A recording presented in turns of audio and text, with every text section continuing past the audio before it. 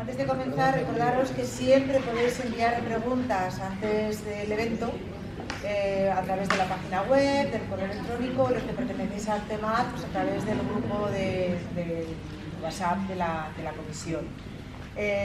Incluso ahora también podéis a través del Instagram, si os apetece, enviar preguntas. Y luego habrá un momentito también para preguntar más cosas. Vamos a freír a preguntas.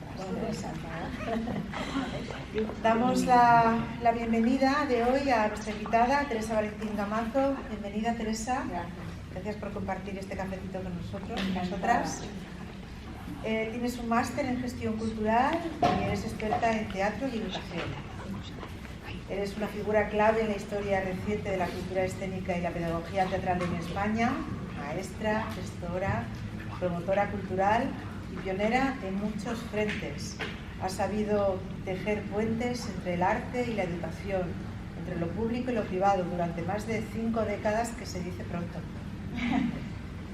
Desde tu participación en los movimientos de renovación pedagógica en los años 70 hasta la fundación del Centro de Tecnología del Espectáculo, pasando por proyectos como Aprendiendo a Aprender o el impulso del teatro joven en colaboración con el Consejo de Europa, ha sido una generadora de estructuras, una tejedora de redes y una visionaria de lo que significa formar a profesionales de la escena. Tu nombre queda vinculado a la historia del cambio y la actualización de las estructuras teatrales del país, junto a otros tan importantes en nuestra historia teatral como José Carlos Plaza, José Pedro Carrión, Arnold Taraborelli, William Leighton, Juan Pastor, Joan María Gual, Manuel Aguilar o Amaya de Miguel. Bueno, fíjate. Yo lo oigo y me parece algo muy importante. Pues ahí estás, de los grandes. Y la primera pregunta que me viene a la cabeza es, bien, tenemos aquí como referente a Amaya de Miguel, pero todo hombres. ¿Qué ha significado para ti, siendo mujer, ser como una cabeza de lanza, como se diga, ¿no? Una pionera en el medio? Yo siempre he sido pionera en todo, desde niña. Sí,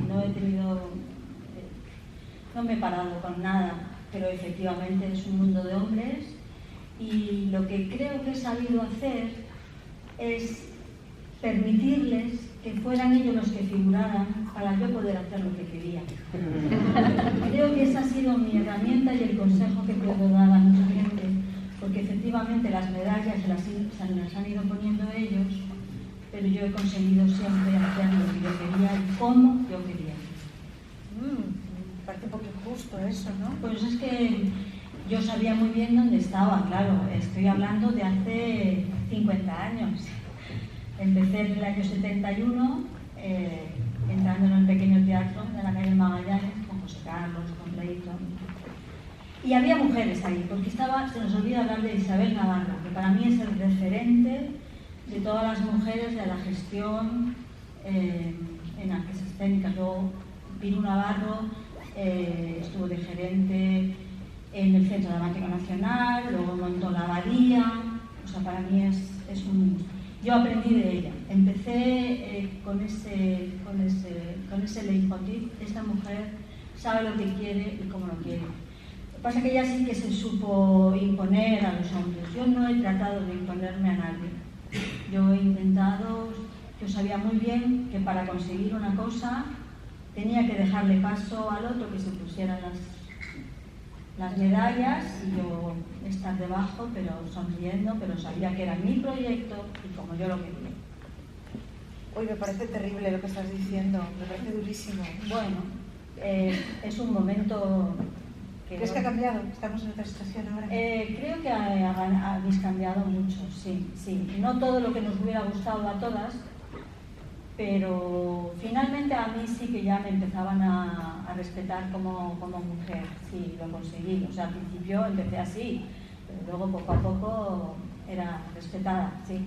A ver, cuando dirigía y cuando se me ocurrió montar el Centro de Tecnología del Espectáculo, la formación de técnicos de este país, que eran todo hombres, y la asociación de tramoyistas, que solamente entraban los machirulos del momento y sus hijos y sus contrahijos, pues que entrara yo, una mujer que hablaba de lo integral, lo artístico y lo técnico y no sé qué, y eso les parecía un sacrilegio y me hacían vudú por las noches. Sí, de hecho tenían una revista, la Asociación de Dragoyistas tenía una revista y sé que en una de las revistas salía como que esta chica que se ha creído mujer. Y además empecé a meter a mujeres como maquinistas, como electricistas, como todas las mujeres. En la primera escuela taller eran 28 alumnos, pero la mitad eran mujeres. Y las prácticas fueron, eso sí que fue una historia de mujeres.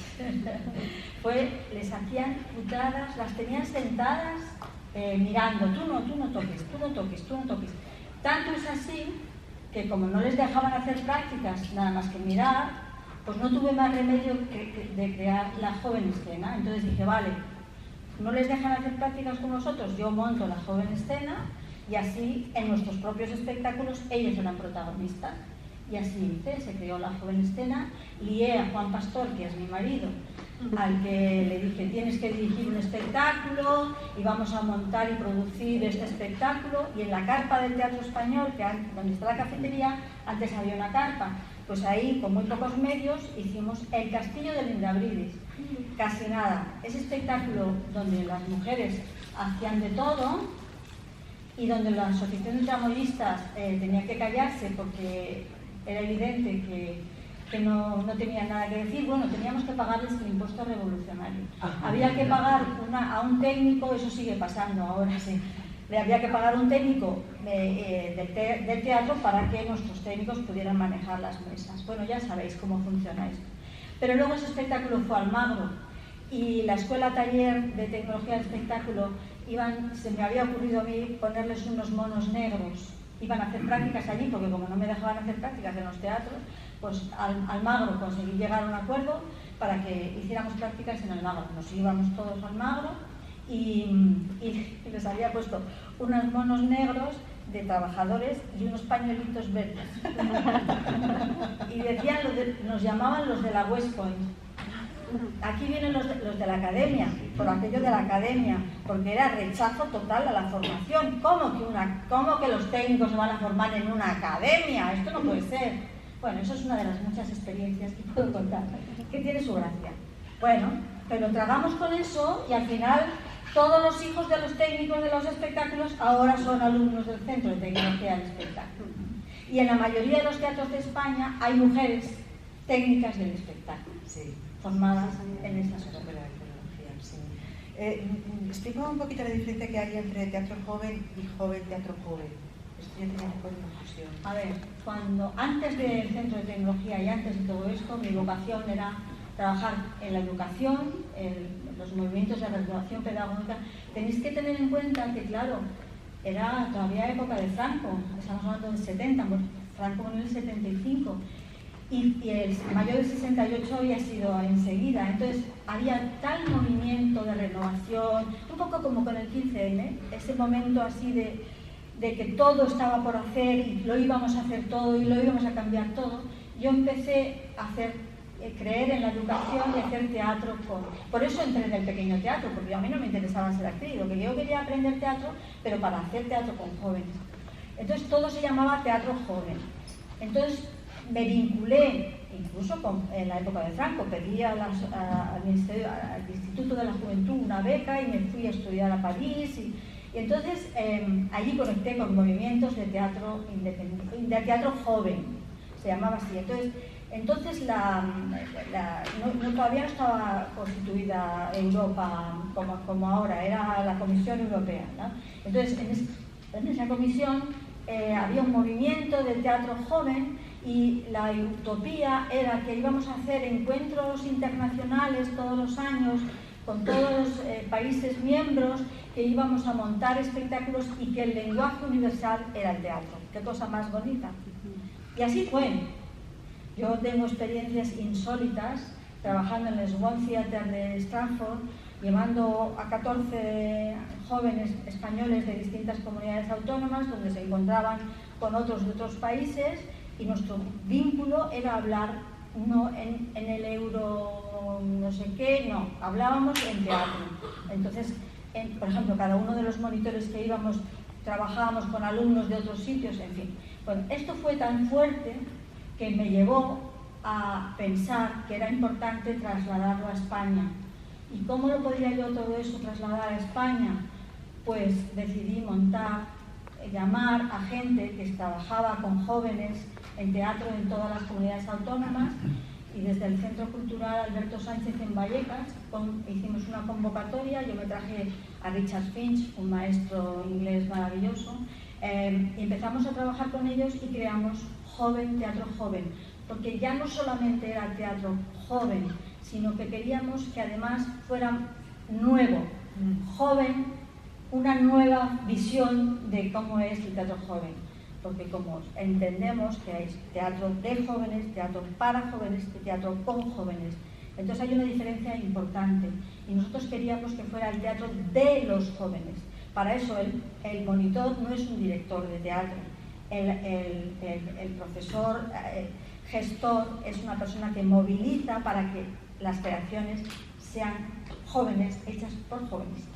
Y de ahí surgió esta asociación que ha vivido muchos años y que todavía tengo, bueno, gentes que partieron de esa historia. Pues uno creó la editorial Ñaque, donde sacaron todos los manuales que hicimos. Otros están de profesores en escuelas de Valencia, de Valladolid, bueno, gente que luego, me acuerdo de gente de Huesca, de muchas comunidades autónomas, y esos han seguido con sus pequeñas historias, pero todo eso era sin subvencionar. Eso era el trabajo. Bueno, sí, conseguía que el Instituto de la Juventud, y ahí entró Manu Aguilar, subdirector general del INAEM, que nos daban un pequeño para el viaje. Nos costábamos el viaje de estas experiencias en Europa, una vez al año. Yo hacía encuentros en Semana Santa y luego íbamos en verano a uno de estos países para encontrarnos con otras iguales. Y eso es lo que me llevó a que Manu Aguilar me llamara para ir al centro, al INAEM. Él formó equipo con Amaya de Miguel, como he dicho, la hija de Nuria Esper,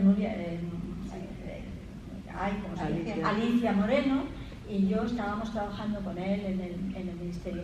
Pero yo entonces seguía con los jóvenes y hacía para las bibliotecas públicas de la Comunidad de Madrid, hacía un personaje que era la animación a la lectura. O sea que yo nunca he dejado el vínculo con los jóvenes y con la educación.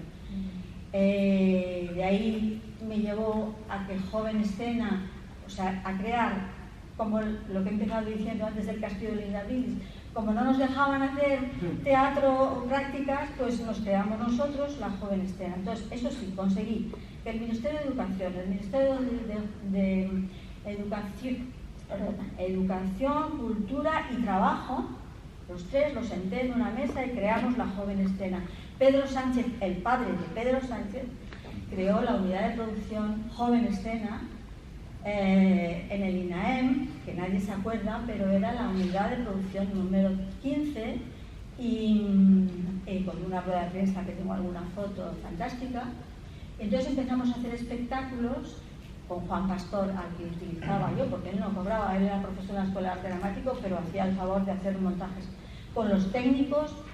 Y otra sección que trabajábamos con alumnos de escuelas de arte dramático que habían terminado y que estaban sin trabajo, y entonces jóvenes que hacíamos un montaje. Hicimos un montaje memorable, era Noche de Reyes, donde trabajaba, por ejemplo, ¿cómo se llama esta mujer famosa? Bueno, la Blanca Portillo hacía un papel, y todos eran jóvenes, todos recién salidos, pero todos ahora son todos famosos. Miguel del Arco, sí, muchos de los famosos que ahora son muy importantes, estaban en la Joven Escena, no lo dicen, pero sí, porque nadie quiere recordar sus momentos de así.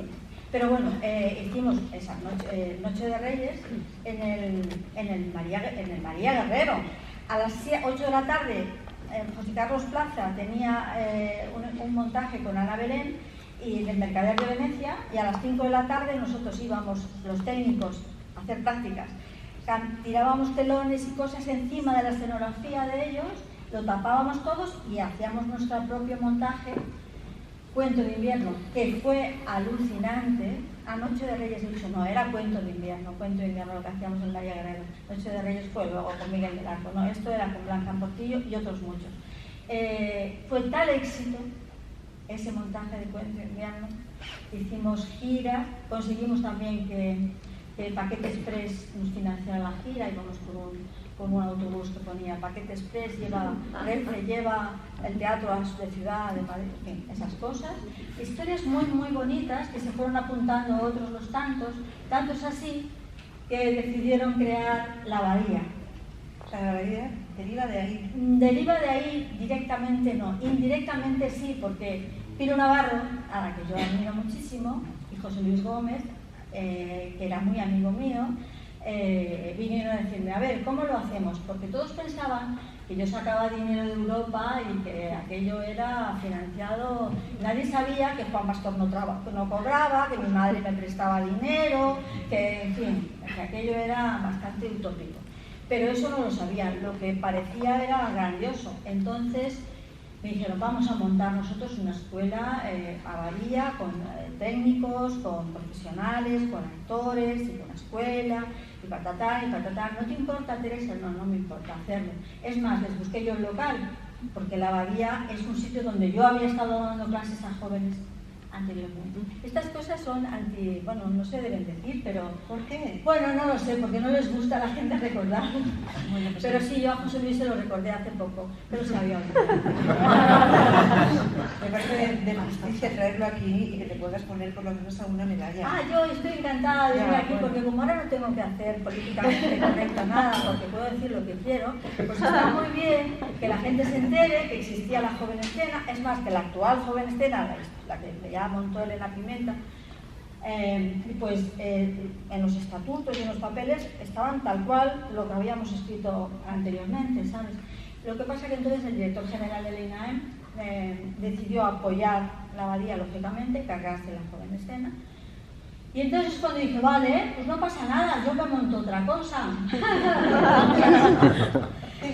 Entonces lié a Enrique Salaverría, que tenía entonces el Teatro Madrid, y a los veranos de la Villa, y en un descampado que estaba encima del teatro, al lado del Teatro Madrid, absolutamente de drogotas y hecho un horror, dije, no os preocupéis, yo de aquí voy a hacer un teatro. Entonces conseguí que gente de la noche madrileña, les vendí la moto de que íbamos a hacer una terraza allí donde iban a ganar mucho dinero por las noches, porque íbamos a hacer teatro, conciertos, exposiciones, teatro infantil, todo. Y lo hicimos.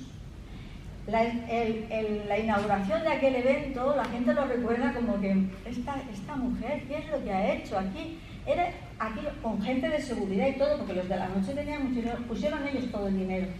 Pero a los 15 días hacía mucho frío en Madrid. Era un verano del 96 con un frío que se volaba todo, impresionante. Y entonces los de hostelería decidieron retirarse. Entonces es cuando dije yo, vale, pues yo asumo el resto, no os preocupéis, yo lo asumo. La compañía, Comedia del Arte, entonces sí, estaban estrenando Noche de Reyes, entonces era en Almagro, y yo estaba con las virtudes, con conciertos, manteniendo el espacio, con exposiciones, con todo ese tipo de historias, pero sabiendo yo que estábamos en la ruina. Solo lo supe yo, no les dije nada.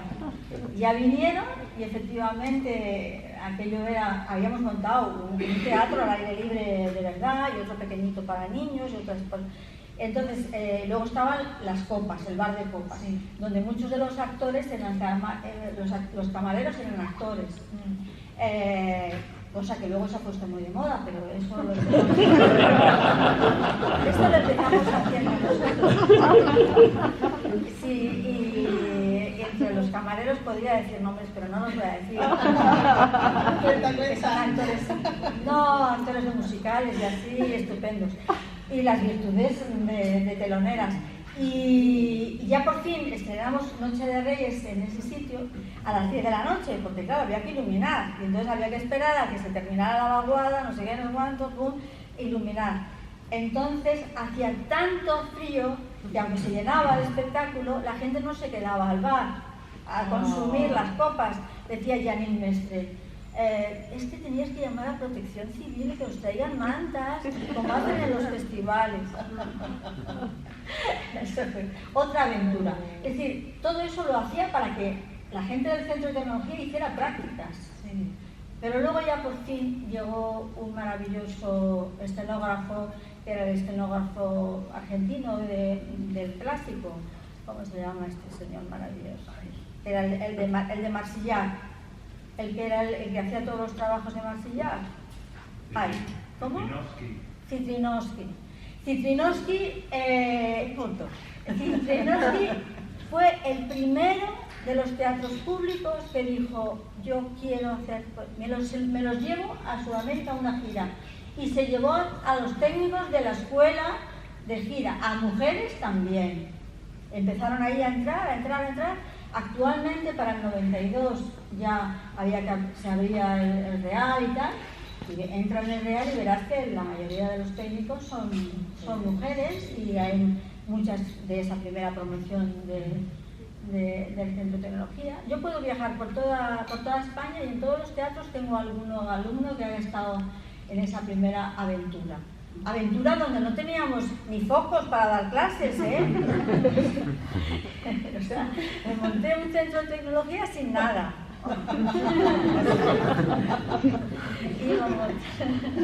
íbamos a ver, en los bajos del Albéniz teníamos clases, en los altos del Español, que me dejaron un tiempo, en el Museo Etnográfico, ahí empezamos.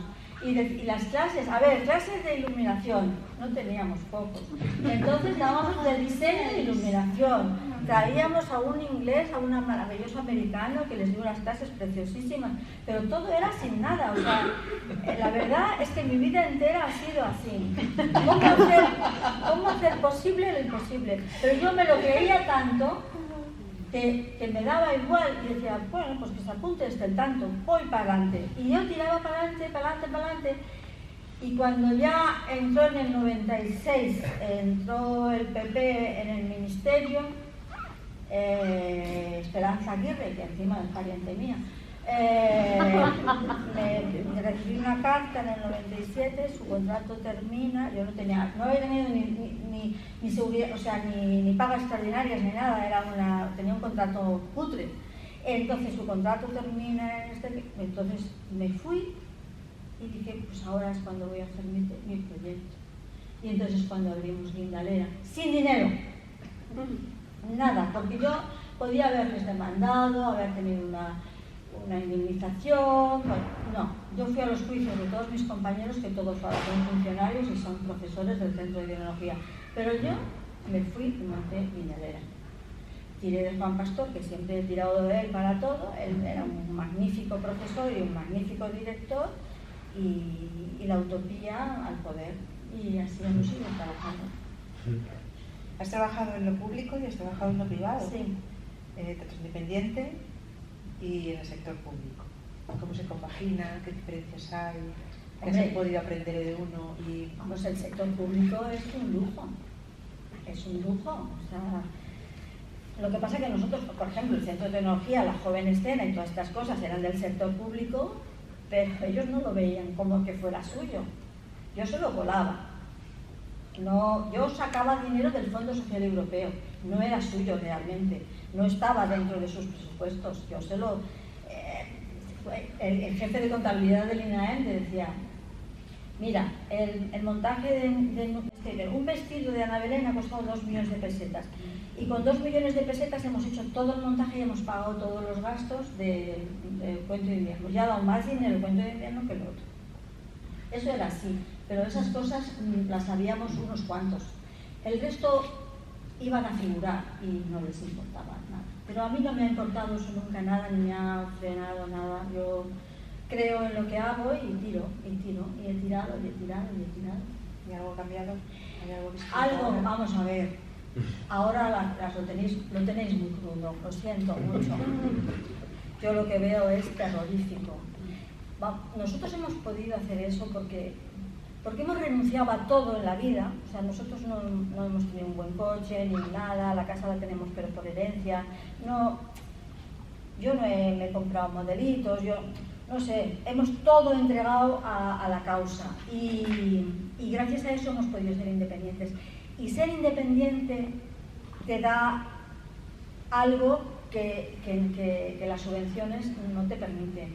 O sea, si tú tienes que trabajar para conseguir una subvención y entonces adaptarte a las necesidades, a lo que piden y a lo que quieren el mercado y a lo que quiere fulanito y a lo que quieren, entonces renuncias a tu esencia. Y nosotros hemos tenido la suerte inmensa de poder tener nuestros propios proyectos sin renunciar a nada y nos han hecho ofertas muy interesantes.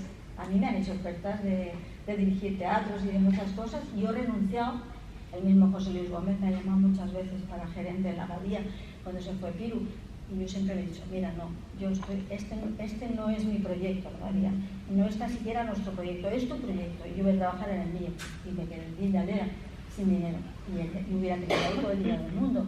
Este tipo de cosas, pero uno valora el poder hacer lo que realmente uno quiere hacer sin depender de subvenciones, por ejemplo, podríamos haber tenido subvenciones, que todas las salas tenían subvenciones como salas, pero es que nosotros no podíamos porque no teníamos licencia, entonces estábamos fuera, con lo cual no tuvimos ningún mérito de no tener subvenciones, es que realmente no nos las podían dar, aunque quisieran.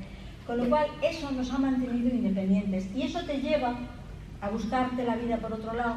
Y entonces yo con la obra social Caja Madrid conseguí un proyecto que era Tras Teatro y Entra en Escena, donde ellos nos compraban cada año, estoy hablando de 130.000 euros, al año que firmábamos con la obra social Caja Madrid.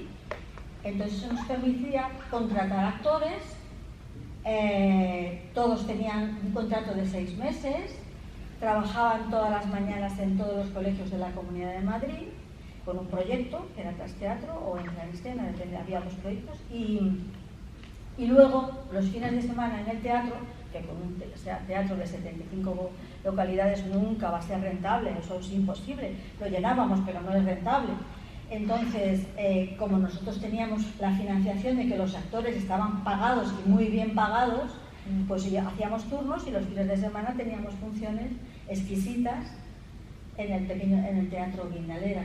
Entonces, ¿cómo funcionaba Guindalera? ¿Cómo es posible que funcione Guindalera? Pues funcionaba porque teníamos un club de espectadores que venían de toda España, no solo del barrio, entregados, venían una y otra vez a ver las cosas. Tuvimos un proyecto de desarrollo de audiencias apasionante, ese era mi tema también del máster. El tema de mi fin de máster era eso, desarrollo de audiencias.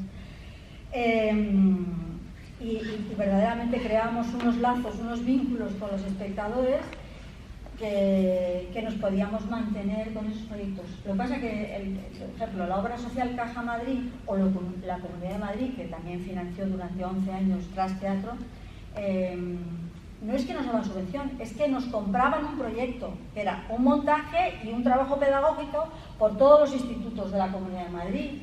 Trabajábamos 6 meses, pues eso es un lujo. Sí, un sueño. Sí. Y eso lo hemos mantenido, eso nos duró hasta el 2015. Y en el 2015, cuando ya íbamos a cerrar, apareció Boadella. Y Boadella venía de Barcelona y vio el pequeño teatro y vio un montaje, Molly Sweeney me parece que era, unos poetas, se quedó fascinado y decía, pero vosotros tenéis que cobrar la entrada a 30 euros. Y le decía, mira, déjate de historias. Nosotros podemos mantener esto, ahora no tenemos Tras Teatro ni Entra en Escena, pero podemos mantener esto si tú nos programas una vez en el Teatro del Canal. Danos 15 días al año. Y lo conseguimos. Hicimos 2 años, hemos estado en el Canal. Hicimos unas 3 semanas en el Teatro del Canal y nos habían dado 2 semanas, al final nos dieron una más porque se llenaba. Y conseguimos un ahorro, aparte de pagar a todo el mundo, que éramos 12 actores religiosamente, conseguimos un ahorro de 100.000 pesetas, de 100.000 euros, que mantuvimos un año entero el teatro. No era en euros ya, sí, en 2016-17. Y bueno, ese tipo de alternativas, yo les decía también a Enrique Salaverría, móntanos, déjanos un mes, el teatro va a nosotros. Enrique ya no entró, cuando ya él no entró. Pero sí que entró Boadella, 2 años, hicimos esas experiencias. Cuando acabó Boadella, pues acabó también la historia. Pero en fin, hay que irse buscando otras cosas. Pero yo ahora que veo a María, mi hija heredera de lo que ha sido esta utopía particular, luchar y enfrentarse al mundo hostil que os rodea, o sea, hacer un día a la semana en el Teatro Lara o en el teatro no sé qué, un día a la semana, y quitar y poner el decorado en el momento, no crear, si no tienes tantos espectadores no programan, no sé, ir a taquilla, eso me parece que es la muerte total. No por nada, sino porque es muy difícil crear escuela, crear estilo, crear una forma de trabajo, crear una compañía con una continuidad, dando trabajo un día a la semana. Eso no se puede mantener, eso no creas. O sea, siempre Juan y yo hemos defendido que lo único que se podía conseguir, a lo mejor no teníamos grandes estrellas de actores, pero sí todos con una disciplina, con una continuidad. Nunca hacíamos sustituciones, eso del que hacen por ahí las compañías, que tienen que estar sustituyendo y de repente se estudian de un día para otro, hacen la función, lo hace la amiga, hacen no sé, ese tipo de cosas para mí es la muerte. Yo, que todos vosotros me plantaría, claro, es que lo digo ahora que estoy fuera, pero habría que hacer algo muy gordo, o sea, habría que pararse, no se puede consentir, eso no es la profesión, eso no es dignidad. Hay que trabajar y hay que cobrar, y el convenio. Nosotros en Guindalera siempre, todo el mundo ha cobrado por convenio. O sea, en las pequeñas salas se puede pagar un mínimo de convenio, pero se paga. Hay que mantener la seguridad social, hay que dar continuidad, porque si no, tú no creas un estilo, tú no creas una forma de trabajo, una estética, algo que te identifique. Entonces, eso es lo que hay que reivindicar. No se puede consentir que la gente diga que son actores y para sentir que siguen siendo actores ponen copas por la noche y un día a la semana hacen una función de medio lado en un teatro Lara. Por favor, eso no puede ser. Eso es inmoral. Entonces, no sé cómo tendréis que inventar, pero si yo estuviera ahora joven, a lo mejor se me ocurría algo, pero no quiero inventar ya más nada. A mí ya no me toca, pero sí que impulso para que la gente organice cosas. Es que hay que creer en lo que uno quiere y hacerlo. Y no sé cómo, igual que liamos a la hostelería en su momento, aunque nos salieron ranas, pero a lo mejor hay otra manera de liar a otras entidades que quieran acoger un proyecto diferente. Una estabilidad, una continuidad, una estética. No sé, es que ahora todo vale, todo es zafio, vulgar, deprisa y corriendo. No porque no haya creadores, que los hay. Aquí entre vosotros hay muchísimos, yo sé tu trabajo. Pero si tú no puedes desarrollar tu trabajo, una vez equivocarte y volverte a equivocar, y a la tercera va la vencida, y ahora lo intento por aquí, y ahora lo intento por allí. Si no se da estabilidad a los equipos de trabajo, un espacio que no tengas que estar quitándote de comer para pagar el alquiler, pues entonces es muy difícil pensar que hay creación en España. Es una mentira. En Madrid, todavía en provincias, porque las provincias, claro, cogen a sus grupos y los protegen y los apoyan. Bueno, alguien las estas son gajes del oficio, esta es otra cosa. Pero de verdad hay comunidades autónomas que sí que protegen a sus compañías, más o menos, cada vez menos, pero bueno, más. Zaragoza, en fin, hay cosas, el País Vasco, pues a una o a dos protegen, los gallegos a una o a dos protegen, pero Madrid, esto es el despropósito. Aquí esto no se puede, y eso que estamos con Mariano del Paco en el poder, que es maravilloso y que al menos es una persona del medio y que te comprende y que te trata lo mejor que puede, pero es que está en un medio que está corrompido. Entonces este medio, no todo, es que no se puede consentir que todo vale. ¿Cómo que todo vale? No perdona, no. Claro, es muy difícil. Yo puedo decir Yo esto no lo haría, pero la gente necesita pensar que siguen siendo actores, porque si no, porque han invertido 5 o 6 años de su carrera, si no es para por lo menos un día a la semana sentirte importantes y que te aplaudan tus familiares, porque son los familiares los que van a estas salas, porque si no te echan. Porque tampoco se crea audiencias, o sea, eso que creamos nosotros en Guindalera, que es un club de espectadores fabuloso, ese club de espectadores tú no lo puedes crear si haces un día a la semana, un día en el Lara, otro día en otro teatro. Ahora, ¿a dónde está esta gente? ¿Y cómo les sigo? Eso no es. Y además, ¿cómo les sigo? Unas veces son unos y otras, aunque sea el nombre no sé qué, unas veces son unos y otras veces son otros.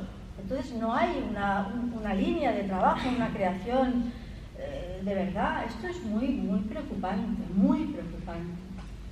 Y no quiero ser muy pesimista, pero creo que es el momento de que haya gente, ACEMAT o quien sea, creo que hay que plantarse y buscar alternativas.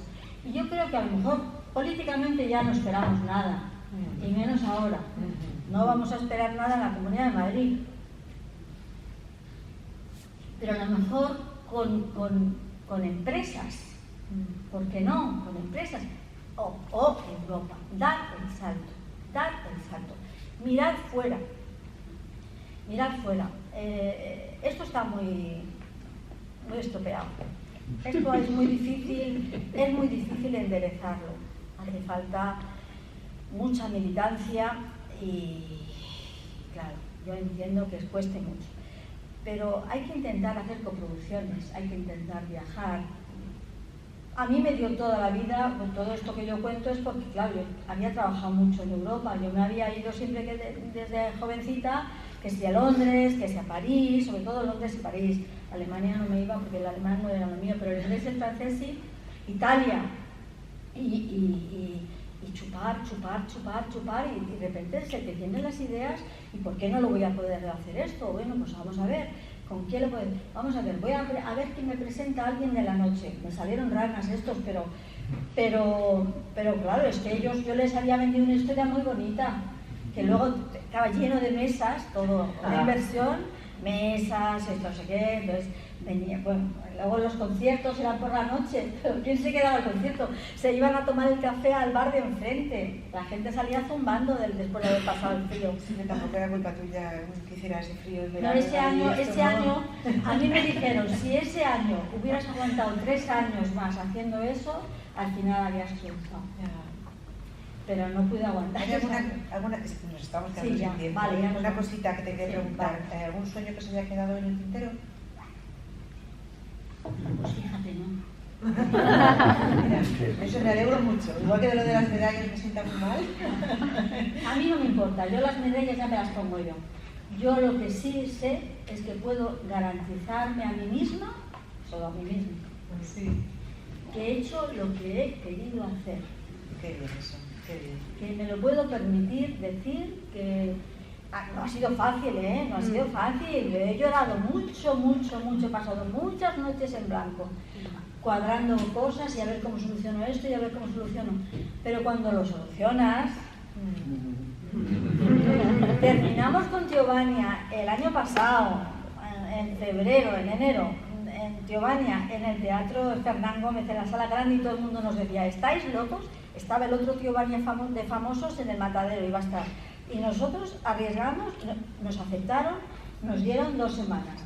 Y todo el mundo decía, vais a perder, y no teníamos dinero, vais a perder. Y yo me hice el cálculo, con 200 espectadores diarios no perdemos. Pero claro, nosotros teníamos un club de espectadores que aunque no teníamos el teatro ya, nos seguían siendo fieles. Y llenamos el teatro. No solamente pagamos para todo el mundo religiosamente, se quedaron los gestores del teatro y decían, esta gente que pensábamos que iba a perder, no solamente no perdimos, sino que ganamos dinero, pudimos pagar todas las deudas y yo me he podido jubilar sin deudas. Muy bueno. Y eso es todo un éxito, con lo cual, ¿qué más voy a pedir a la profesión? A mí la profesión, los profesionales no me han apoyado mucho. me lo he guisado yo todo. Pero a mí no me ha importado. José Luis Gómez, todos mis amigos, José Carlos Plaza, William Layton, todos eran amigos íntimos. Éramos compañeros, bueno, José Pedro Carrión, Kitty Mamber, yo fui a la boda de Kitty Mamber, éramos compañeras de Altella, Ana Belén, todos estos eran mis compañeros. Pero claro, ellos han ido haciendo sus cosas, pero Juan y yo hemos hecho una utopía. Hacer una línea de trabajo, una metodología, unos actores formados de una determinada manera, trabajar con mucha dignidad, pagando religiosamente a todo el mundo, eso es un lujo. Ese es mi sueño. Pues nada, a conseguirlo, a conseguirlo. No, a estas alturas ya lo doy por perdido. Bueno, estoy sorprendida de toda la gente que hay aquí, os agradezco muchísimo que me hayáis aguantado mis tonterías. Tendríamos tiempo para un par de preguntas. Bueno, no sé, Teresa, con lo que tú hablas igual una. ¿Hay alguna pregunta? Sí, ¿cuál era la ubicación del lugar este que estaban comentando de la hostelería? ¿Cuál era el espacio? El espacio encima del Teatro Madrid, que ahora se vuelve a abrir, el Teatro Madrid en la vaguada, al lado de la vaguada, encima de la piscina, era todo ahora ya no es, pero antes era un espacio inmenso donde iban todos los kikis a pincharse. Solamente limpiar aquello y llenarlo de árboles, que nos costó un dineral, pero eso lo hice yo. Bueno, yo le hacía los presupuestos y los de la esto lo pagaban. Y ahora vamos a poner este teatro. Sí, ¿cuánto es? Sí. Y lo pagaban todo porque veían la oportunidad. Ellos no tenían que pagar al ayuntamiento nada porque teníamos el permiso de veranos de la villa, con lo cual dijeron, a ver, aquí 100 mesas por la noche, conciertos. Aquí vamos a llenar, pero claro, no contaban que allí hacía un frío que te morías. ¿Alguna otra pregunta? ¿Alguien que levante la mano? Que lo hago ahora, que calle para siempre, porque no da tiempo. ¿Sí? Siendo conscientes de la realidad en la que vivimos, que llamas a los programadores y muchas veces te ofrecen taquilla, claro, dices, no es justo, porque aparte de hacer la taquilla que se paga a los artistas, los gastos de traerlos y tal, tienes que hacer también la publicidad porque te ofrecen la fecha y apáñate. Claro, ¿qué se supone que tenemos que hacer? Es decir, no, entonces te quedas sin bono. Tengo que repetir la pregunta por el micro, tengo que decirlo yo. Teniendo en cuenta que lo que te ofrecen es que vas a taquilla y que además pagas la publicidad y en fin, todo lo que supone ir, desplazar a toda tu compañía y todo, lleno taquilla cuando prácticamente no hay público, porque el público ya no va porque ya no hay oferta de teatro, en fin, todo esto, ¿no? Yo pongo también en cosecha, ¿no? La pregunta que dice ella es, ¿qué hacemos? ¿Nos quedamos en casa o vamos? Es un problema, ¿no? Pero yo creo que si en un momento determinado, no uno o dos, sino todos dijeran hasta aquí, no hay más giras, no hay más programación, no hay más concesiones a la galería, entonces en ese momento se podría. Es que es como todo, es que no se puede ir en uno solitario te las dan por todos los lados. Pero si todo el mundo, o una gran mayoría, no te digo todo el mundo porque siempre va a haber gente que se las busque y aquí no hay solidaridad, mucho hablamos de aquí, pero en realidad es sálvese quien pueda. Y si te la pueden meter, te la meten. Pero sin ningún problema, 10, 12, 15, un grupo de gente consolidada, con proyectos serios, que de repente diga, hasta aquí se acabó la historia, no hacemos esto. O tragas o ninguno de nosotros va a ir a tu teatro. Digo, al Lara, al Infanta Isabel, a estos sitios. Es decir, no se puede. Uno solo estás vendido. Pero yo insistiría, hay que volver al mayo del 68, al 15M. Sí, yo creo que sí se puede. Cuidado, es muy duro, pero se puede. Pero claro, cuando uno ya ve que se queda fuera del juego, a lo mejor es el momento que estamos todos fuera de juego y hasta aquí. No puedo yo pensar que soy actriz haciendo un día a la semana y estar componiendo copas por la noche. Eso no es.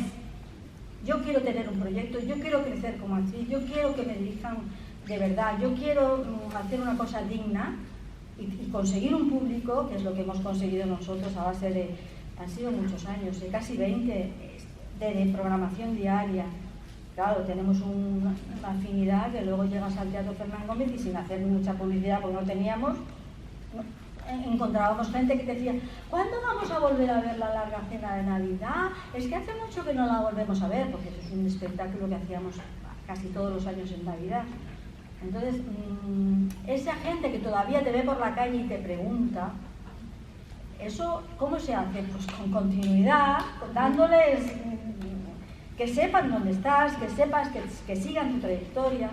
Entonces tenéis que intentar, no sé cómo, pero a lo mejor Artemar es el sitio. Artemar, un embrión, es decir, a ver de qué manera podemos empezar a plantar que no hacemos esto. Las subvenciones lo mismo. Las subvenciones es pan para hoy y hambre para mañana. Es una trampa, trampa, trampa, trampa. Tienes que justificar 30.000 y luego que haciendo trampas, porque te obligan a hacer trampas para justificar 30.000, para hacer una producción de 15.000. ¿Pero esto qué es? ¿Esto qué es?